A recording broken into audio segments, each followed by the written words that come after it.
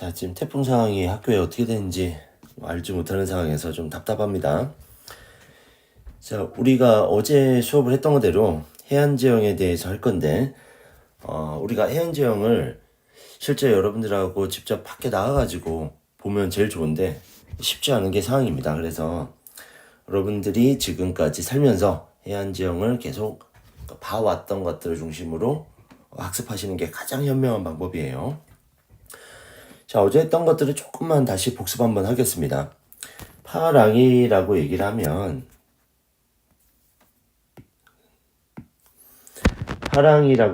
바다 또는 호수에서 일어나는 물결이다 이렇게 나옵니다. 결국은 바다에서 우리가 말하는 파도라고 하는 것들이 파랑의 일종이다. 파랑은 이제 에너지란 얘기예요. 파도 에너지다 이렇게 얘기하면 될 것 같습니다. 그 다음에 이제 여기 우리가 알고 있는 거대로 요렇게 자 만과 곳이 있는데 요렇게 파랑 에너지들이 만 쪽으로는 이렇게 분산이 돼서 들어옵니다. 분산이 돼 들어오다 보니까 여기에는 대부분 뭐가 되냐면 퇴적이 이루어진다 이렇게 보면 됩니다. 그 다음에 이제 바다 에너지가 이렇게 몰려지는 곳 요렇게 돌출부라고 하는 요런데 여기를 우리는 곳이라고 하죠. 그래서 저번에 뭐라고 했냐면 바다 낚시를 하는 곳 암석이 튀어나와서 파도가 많이 부딪혀지는 장면이 나오는 것들은 곳이다. 그리고 거꾸로 여러분들이 해수욕을 즐겼던 움프 안으로 들어와 있는 곳은 만이라고 생각하면 머릿속에 이해가 될 것 같습니다. 자, 그 다음에 제가 석호를 설명하면서 이 연안류에 대한 얘기를 했는데 자, 우리는 해안은 파랑도 있고 연안류, 조류, 바람 등에 의해서 제일 중요한 거 제가 그랬죠. 침식 아니면 퇴적 지형을 구분할 수 있으면 끝이다. 그래서 이게 가장 중요한 부분이 될 것 같습니다. 그 다음에 이제 밑에 보면 집안의 융기나 침강, 그 다음에 해수면의 변동에 따라서도 영향을 받는다. 자, 우리가 전에 배웠던 대로 신생대 제3기에 우리가 지각운동이 있었죠. 그리고 이거를 비대칭 융기운동, 땅이 올라갔다 이런 얘기를 했었고요. 그 다음에 이제 빙하기가 도래가 되면 해수면은 하강이 됩니다. 그리고 지금 현재 우리는 최후 간빙기다. 가장 해수면이 높은 지금 상황이다. 이런 얘기입니다. 자, 우리나라 해안의 특징은 우리가 저번 시간에 했던 거대로 동고서죠. 자, 오른쪽이 높아요. 왼쪽은 낮습니다. 그래서 높은 쪽에서 낮은 곳으로 물이 흐르기 때문에 대부분 어디로 발전했냐면 우리는 서해안과 남해안. 대부분 정확하게 말하면 서해안보다는 우리는 황해라고 합니다. 그래서 황해와 남해로 흐르는 하천은 상당히 유로가 길다. 그래서 유로가 길고 하천이 발달되어 있습니다. 하지만 우리가 태백산맥을 중심으로 오른쪽, 동쪽 하천들은 잘 발달하지 못했다. 이렇게 나옵니다. 자, 동해안 보면은 대부분 태백산맥과 한경산맥이 어떻게 돼 있다? 평행하여 해안선이 단조롭다. 이렇게 나옵니다. 그래서 여기서 앞에서 배운 거를 그대로 가져오면 우리는 단조로워서 동해안 대부분이 동산기선이다. 여기서 예외가 있다라고 했는데 예외가 있다면 우리는 영일만과 울산만은 빼야 된다. 이 이야기를 제가 했습니다. 자, 그 다음에 우리는 석호가 발달했다 이렇게 나오는데 석호는 제가 어제 뭐라고 했냐면 연안류의 흐름에 따라 모래가 쌓이다가 그 모래가 쌓이는 것들이 사주를 형성해서 만의 입구를 막으면 석호다 이렇게. 자, 제가 하는 말들을 계속 반복할 거예요. 반복하면 그거를 머릿속에 상기만 시켜주면 됩니다. 여러분들은 억지로 외우려 하면 공부가 안 돼요, 절대로. 그래서 상기시켜주는 거. 그리고 한국지대 제일 좋은 건 여러분들이 어디라도 다녔던 경험을 살려주면 가장 좋은 공부가 됩니다. 자, 다음 넘어갑니다. 자, 오른쪽에 보면은 하천의 길이가 짧다, 경사가 급하다고 나오는데 이거는 태백산맥 오른쪽에 있는 하천입니다. 일본처럼 유로가 너무 짧기 때문에 하천이 절대로 성장하기 어려운 조건입니다. 그 다음에 이제 밑에 보면 서남해안입니다. 서남해안은 어떠냐? 해안선이 복잡해요.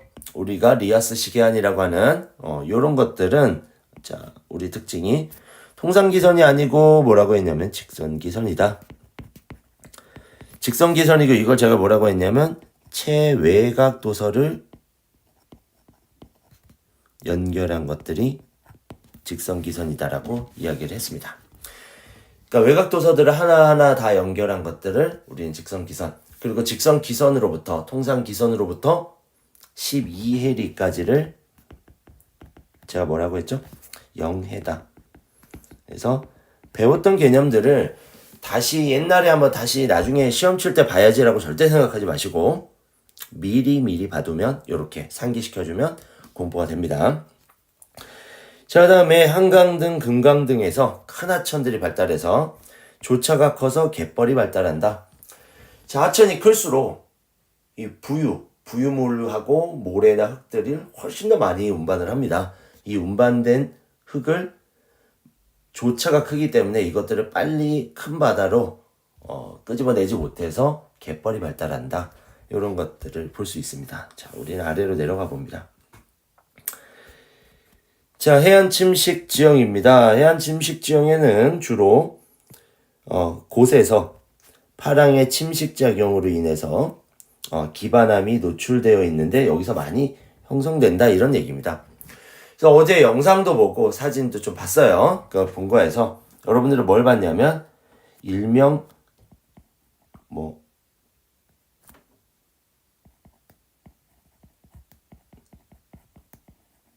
촛대바위라고 불리는 우리가 차별 침식에 의해서 혼자 강에서 살아남은 시스텍을 봤을 겁니다. 그 다음에 이제 우진이가 그 코끼리 바위라고 했던 코끼리 바위라고 불리는 것들이 전국에 꽤 많습니다. 우리는 삼면이 바다기 때문에 거기 보면 코라고 불리는 부분에 뚫려 있는 곳이 있는데 그런 거를 보통 이렇게 C아치를 연상시키면 될 것 같습니다. 그 다음에 이제 유람선을 타지 않으면 사실 깊은 바다로 못 가기 때문에 우리가 지금 현재 해식 동굴을 보기가 좀 어려워요. 근데 여러분들이 나중에 아직까지는 18년밖에 못 살았기 때문에 앞으로 살아가는 동안에 우리가 많은 곳들을 아마 가게 될 겁니다. 가게 되면 약한 곳을 자연은 어떻게 보면 더 후벼 팝니다. 그래서 약한 곳들이 계속적으로 파도에 의해서 이렇게 깎여진 해식 동굴을 또 볼 수가 있습니다.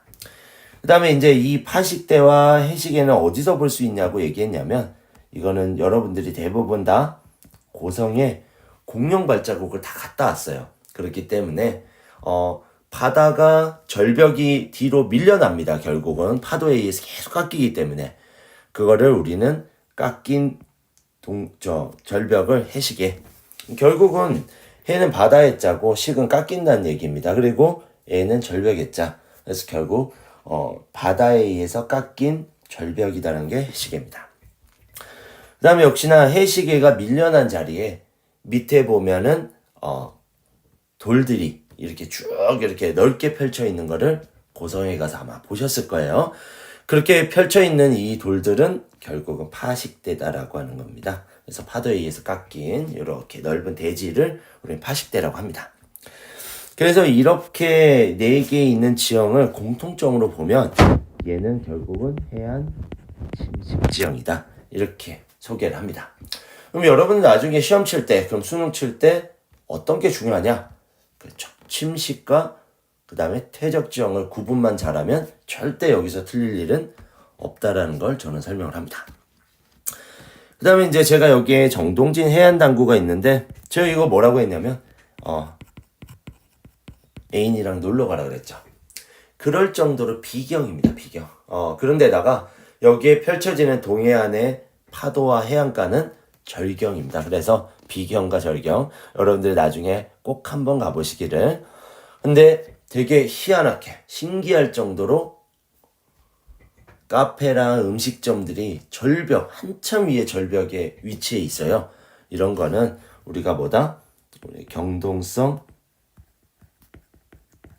요국 운동을 생각해라. 그래서 이거는 뭐 한 거예요? 주변보다 높은 융기한 거다. 그럼 이거를 찾아낼 수 있는 증거는 뭐냐? 아니 선생님 이거 도대체 어떻게 합니까? 수천만 년, 수억 년 전에 일어난 일들을 말도 안 되는 거 아니냐라고 얘기한다면 있죠. 증거는 둥근 자갈입니다. 100m 이상 해발 고도가 높은 곳에서 둥글둥글한 자갈은 절대 형성될 수 없습니다.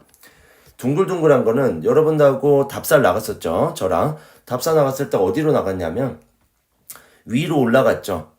우리가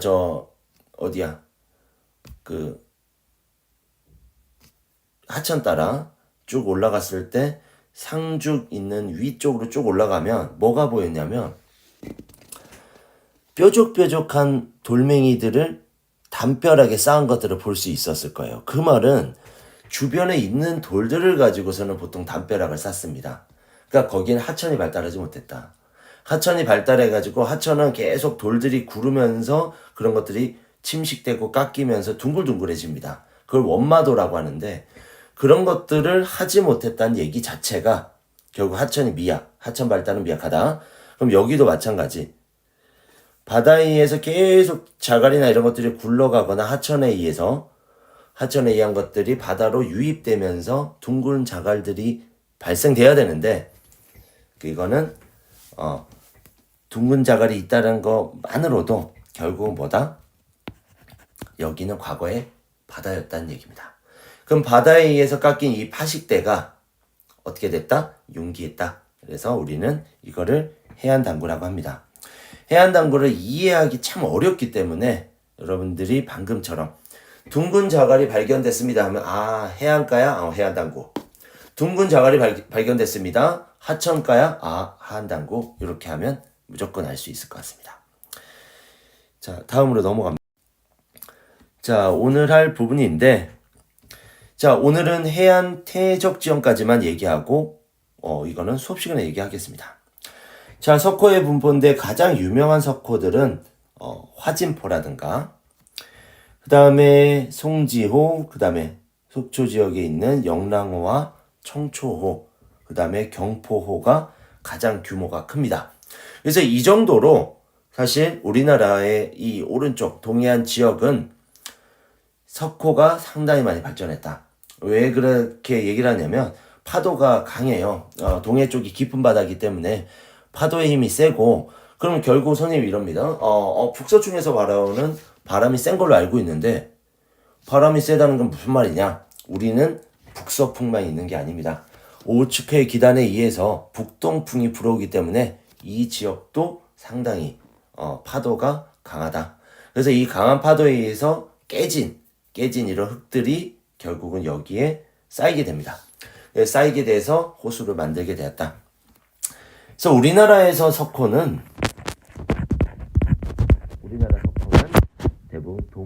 대부분이 아니고 동해에만 발달이 되었습니다. 자, 우리 사빈이라고 하면 우리는 어릴 때 불렀던 모래사장, 해수욕장 이런 것들은 파랑의 연안위에 의해서 퇴적이라는 것만 머릿속에 넣어주십시오.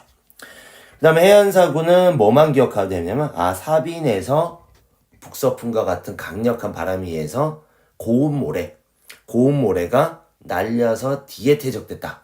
그래서 반드시 사빈 A가 나오고 사빈 바로 뒤에 B가 나오면 이거는 사고를 설명하는 거다라는 걸 이해할 수 있습니다.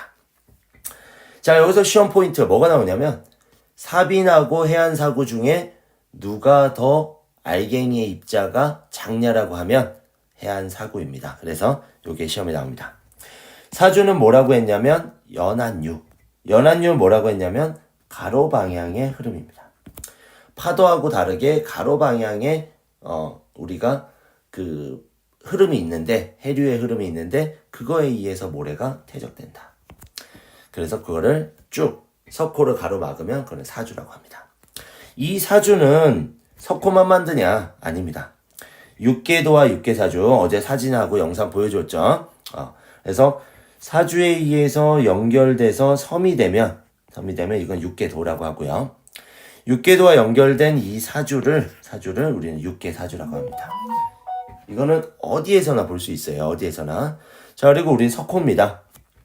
이 사주가 성장을 하는데 바다 어디에서든 사주는 성장을 해요. 근데 하는데 이게 만의 입구를 막아서 형성된 호수를 우리는 석호라고 한다. 이 전부 다 뭡니까? 퇴적지형입니다. 자, 그 다음에 우리는 갯벌인데 갯벌은 우리나라의 서해안과 남해안에 발달되어 있는 조석간만의 차이.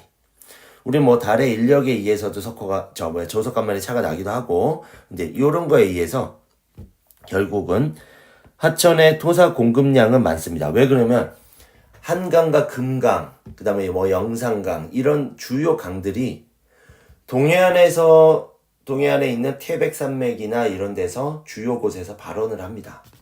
근데 발원지에서부터 바닷가까지 가는데 상당히 넓은 유로를 통과를 해요. 유로가 깁니다. 그럼 이 긴 유로 동안에 정말 많은 토사, 흙들을 운반을 합니다. 그럼 이 운반된 흙을 하류 지역에다가 바다에 갖다 놓는데 이 양을 바다로 운반시켜 주기에는 조석간만의 차가 커서, 그러니까 결국은 무슨 말이냐면 간조 때는 바닷물이 없습니다. 근데 강에서는 계속적으로 토사를 공급을 해요. 그럼 만조가 돼가지고 이걸 가져가야 되는데 계속적으로 쌓여져 가는 이 세월이 지날수록 이 토사의 양을 계속 치워줄 수가 없다. 치워버릴 수가 없다. 그러다 보니까 거기 근처가 다 고운, 하류까지 온 이 고운 모래들이 퇴적돼서 결국 이걸 뭘 형성한다? 우리가 뻘이라고 하는 갯벌을 형성한다라고 봅니다. 그럼 이해가 쉬울 거예요. 이렇게 들어가면. 자, 그리고 나서 이게 근데 그럼 선생님 이게 뻘들이 너무 계속 늘어나고 하면 어떻게 됩니까? 이건 안 좋아서 이거 우리가 삽이나 이런 걸로 포크레인으로 치워버려야 되는 거 아니냐? 또 그렇지 않습니다. 이것들은 오염물질을 정화하는 기능이 있어서 우리에게 상당히 유익하고요. 그 다음에 태풍이나 해일 등에서 피해를 완화해주기 때문에 이건 양식장, 염전 등으로 사용되는 등 인간에 유리하게 작용을 합니다. 자, 이 양 여기까지 왔는데 6번은 양이 천천히 설명해야 될 것 같아서 6번은 다음 시간에 하도록 하겠습니다. 자, 여기까지 마치면서 여러분 절대로 태풍 피해가 없기를 바라며 선생님이 완화가 되는 대로 빨리 가서 또 수업을 하든 하도록 하겠습니다. 이상 여기까지 마치겠습니다.